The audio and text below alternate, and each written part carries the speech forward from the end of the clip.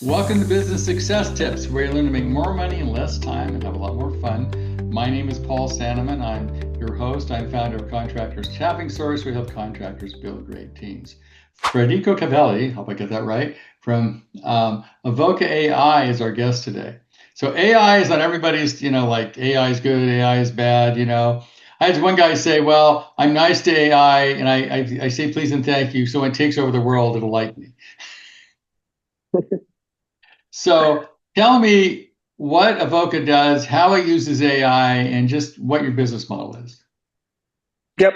Thanks, both. Great being here. Avoca AI basically quickly grown into becoming the leading AI workforce for the home services.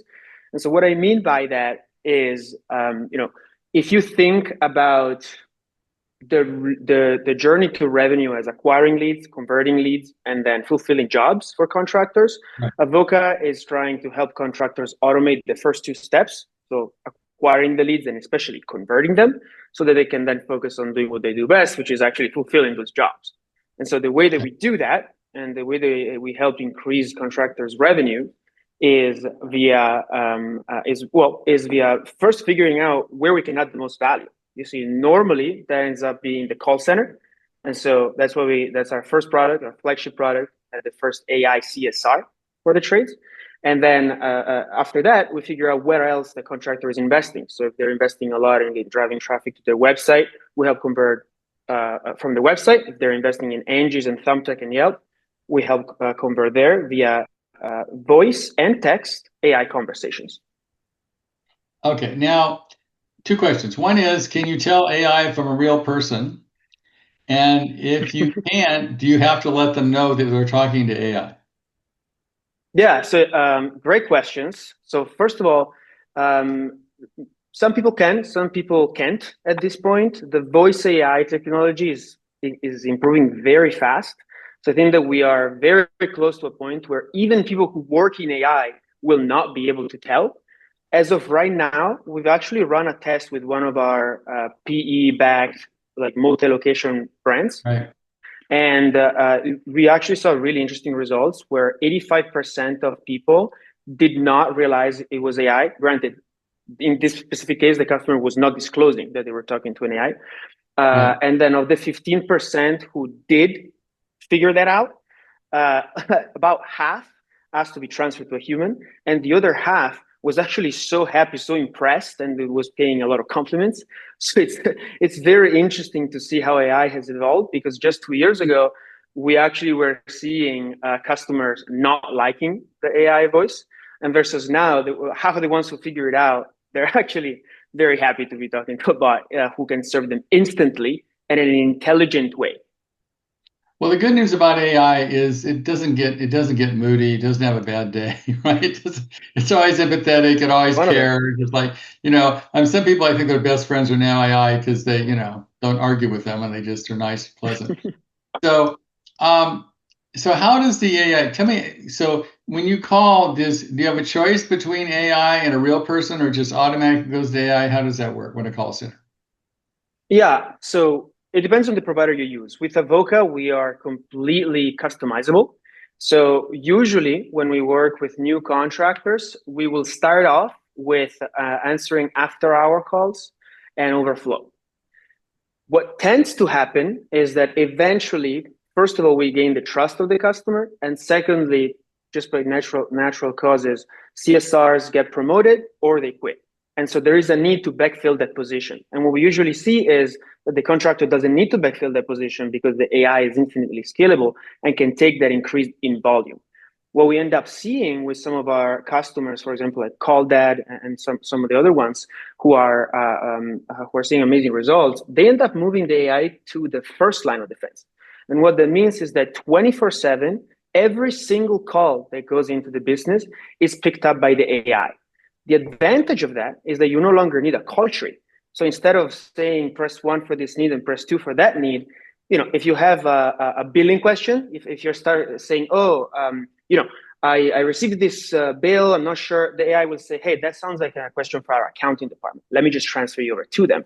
And that's it. Then you speak to a human. However, if they say, my heater isn't working, then at that point, the AI can understand if you're already a customer and basically book you for an appointment, or if you're not a customer, it can get that information from you and then schedule an appointment for you. If you want to speak to a human, you just ask and you'll be transferred to one of their employees, one of their CSRs, if it's during business hours, or one of our own CSRs if it's after business hours.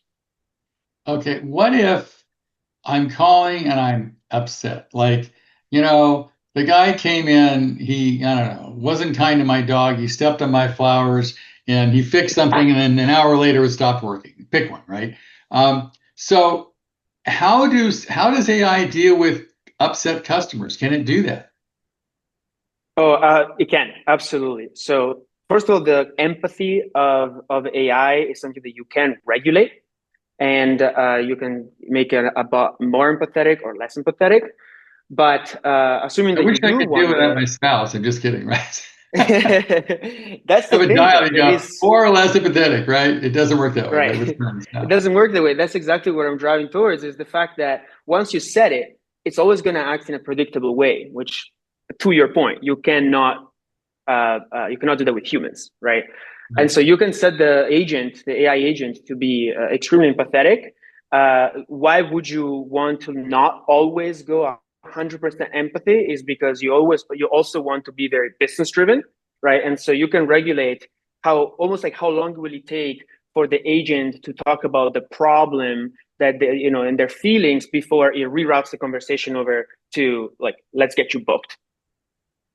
Right.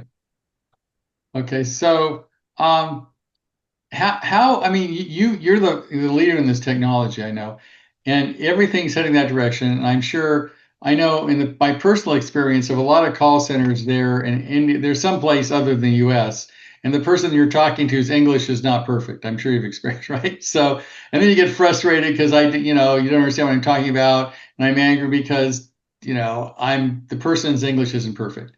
So I assume AI solves that problem, right? Yeah, AI solves that problem. It solves a lot of other problems as well. One of them being the reliability. Yeah, sure, the accent is one thing. The fact that the AI is 24/7, never complains, never quits, never has a moody day, never has any problems. That's definitely a factor. But at Avoca, we strongly believe that the best AI will work with humans and not just replace humans. And so that's why everything we do kind of like follows that principle. So when our customers install our AI, that usually allows them to promote their CSR to doing more meaningful work. Mm-hmm. And even with our own human team of CSRs, which I'd love to tell you more about, we make sure that those people have native English accents and work seamlessly with our technology, rather than just being another call center, which is what it's kind of like the problem we're trying to solve to begin with. Right. So besides answering the phone, so it's a CSR, right? It answers the phone, it deals with the person, it hopefully schedules an appointment, right? And Exactly. what does it do besides that? Yes. So the solution has evolved a ton. So one huge use case that we are seeing is what we call speed to lead.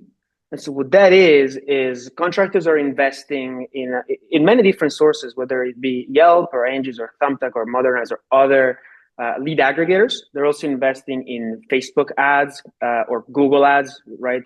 Local service ads. And long story short is they're paying to get contacted by potential customers. But then if they're not able to instantly follow up, they may lose that lead that they paid to get. Right. And so I was actually once sitting in a seminar where where the host asked, "Raise your hand if you're using Angie's," and like 3/4 of the hands went up. And then it said, "Keep your hand up if you love that service," and a lot of the hands went down. And the thing is that Angie's actually awesome. They're actually doing a great work. But if the contractor isn't instantly following up, they end up losing that lead, and then Angie isn't doing what they promised. So what's the solution here? Well, with Avoca, With Avoca, you can initiate a two-way conversation instantly. And that's an intelligent conversation. It's not just an automation, right, where you like send an automated text. Right. It's an intelligent conversation. It's two-way. It can be via phone call, it can be via text, it can be via both. You can decide how many touch points you want to have and how frequently you want to have those touch points until you convert that lead. So I know I've seen some studies, the speed to lead, like if you can get back to them in real time, like in 10 seconds, you're good. And then it drops off like a rock after a minute. Yeah. After 5 minutes, you might as well forget it, right? Exactly. Yes, exactly. I mean, and that's even intuitive, right? Because if somebody has a need and they click on an ad and it says, we'll contact you soon. If after 5 minutes you haven't contacted them, they've clicked on some other ad or contacted another business. I mean, they need somebody to physically pick up the phone or respond to their text in real time, right? Exactly. Yeah. And what I was trying to drive to earlier is that sending an instant message right away delivers a lot of the value because you're in touch with them. But what happens when the person instantly responds back and your tool isn't able to have a two-way conversation? Well, it basically the magic says, is over. please contact our chat bot, which I hate, right? And we can have a conversation or something, right? Exactly. And that's kind of, it's many times that kind of defeats the point. Versus if you have like a AI native solution that can support any type of conversation, not just a predefined script, but it's literally anything, then you will see much higher conversions. For example, some of our customers are able to instantly follow up via a phone call. What we're seeing is that about half of the phone calls are answered on the first try. And of those calls that are answered, up to 60% will book right away, which is absolutely best in class. It's basically a 30% raw conversion rate off of these leads, which is my understanding is that's a best in class. Okay. So what about outbound AI? Are you guys doing that yet? Where literally you're saying, okay, 100%. here's, explain how outbound AI works. Yeah, and that goes back to your question, do you have to disclose that it's AI? Now, if you do outbound, yes, you have to disclose that it's an AI. And with outbound, you can do all sorts of things. You need to be emailing your customers, calling your customers. You can do things like rehash campaigns. We do a lot of intelligent maintenance scheduling. So what we do with our customers is we basically take control of the board.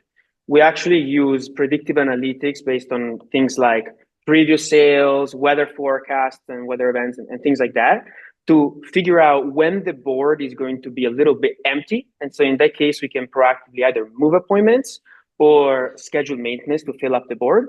And at the same time, the opposite is also true. There's going to be times where your board is very full and you're not going to be able to book business. And so we can actually proactively move those appointments, create space in advance before we expect there to be a lot of demand. So this is what you can achieve with outbound. So you can predict, for example, let's say I'm doing maintenance on HVAC or something, and all of a sudden there's a heat wave coming, right? And I know it's not good because it's going to be 110 degrees in the next like 3 days, and people go, "Oh my God!" and they're freaking out because their heater's not working, or the air conditioner not working.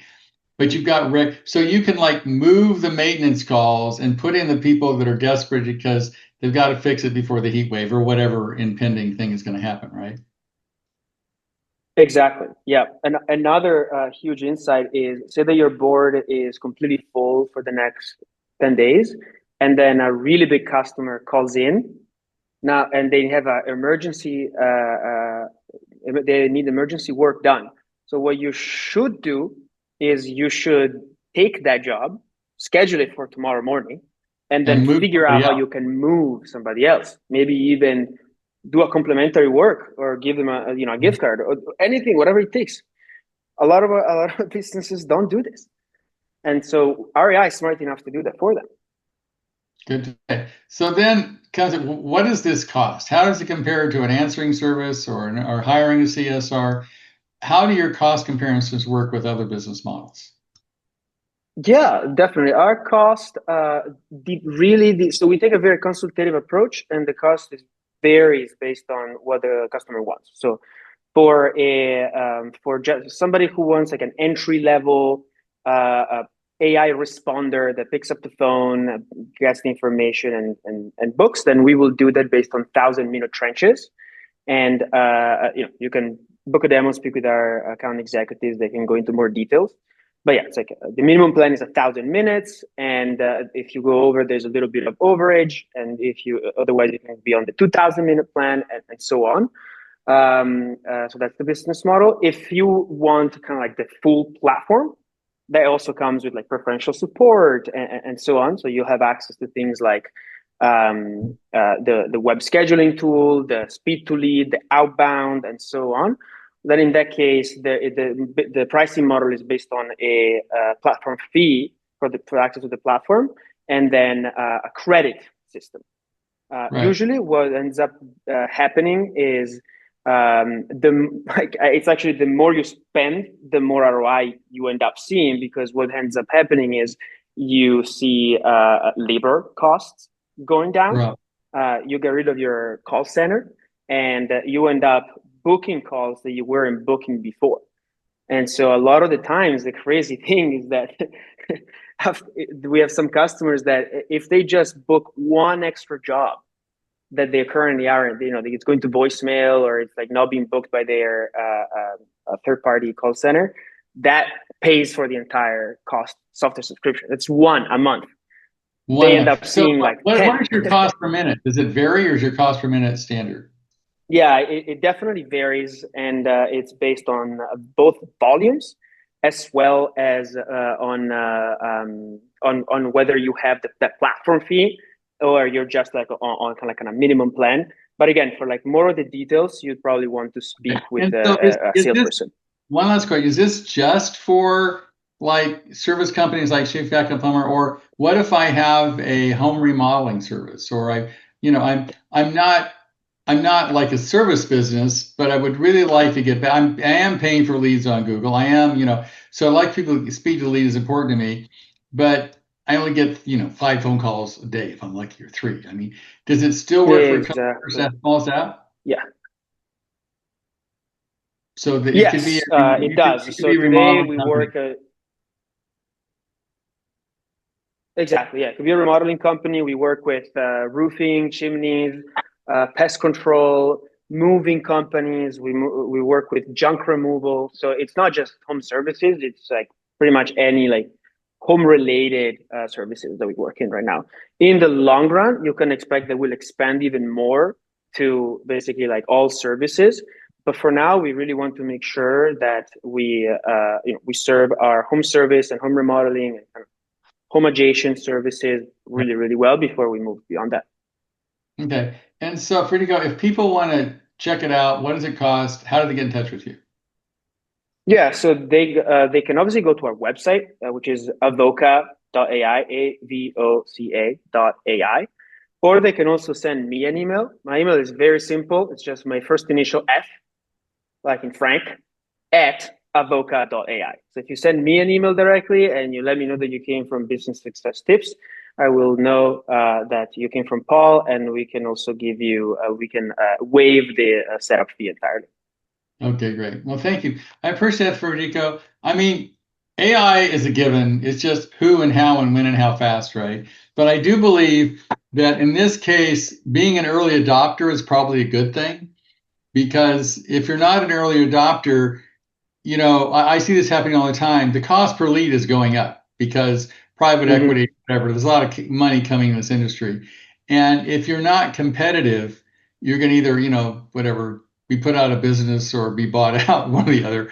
But I see this kind of service is a way the small guy can compete with the larger companies, because even if you're like, 10 people and doing 2 million, you can still afford the same services the guys that have 1,000 people are doing 100 million, right?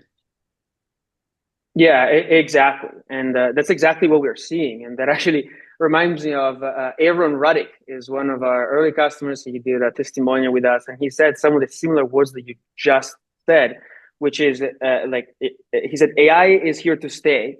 And those of us who basically get on board early are going to be so much better off later down the road. And so, we're definitely seeing that play out. Good. So even if you, I guess people listening to this podcast, don't wait. At least call Federico and see how it can work and make a difference in your business, because you can't stop it. And it's better to be an early adopter than a late adopter in this case, for sure. Well, thank you, Federico. I really appreciate being here. This has been very interesting. Awesome. Yeah. Thank you so much, Paul.